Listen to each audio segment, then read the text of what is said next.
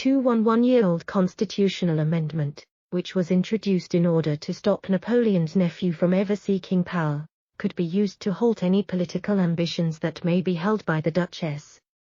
The 1810 tweak to the Constitution is called the Titles of Nobility Amendment and states that anyone who accepts, claims, receives or retains a title of nobility bestowed by a foreign power may not hold federal office.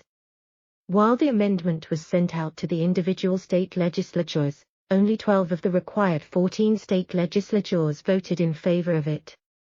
However, the amendment was never thrown out and has remained on the table for more than 2 centuries.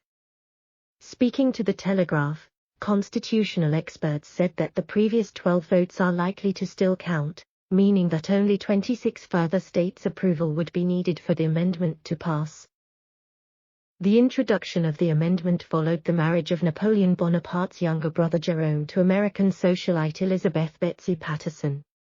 This caused speculation that their son might run for office and that the US would be subsumed into the French Empire. Meanwhile, US constitutional expert Mark Tushnet told Express.co.uk that keeping her titles could be politically damaging for the Duchess, should she decide to run for office. The Harvard professor said, as a practical matter, though, she'd have to renounce her titles to run.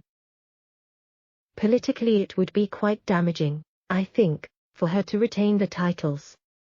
Opponents will seize on anything, and this will be a hook to say, well, she's not really a true American.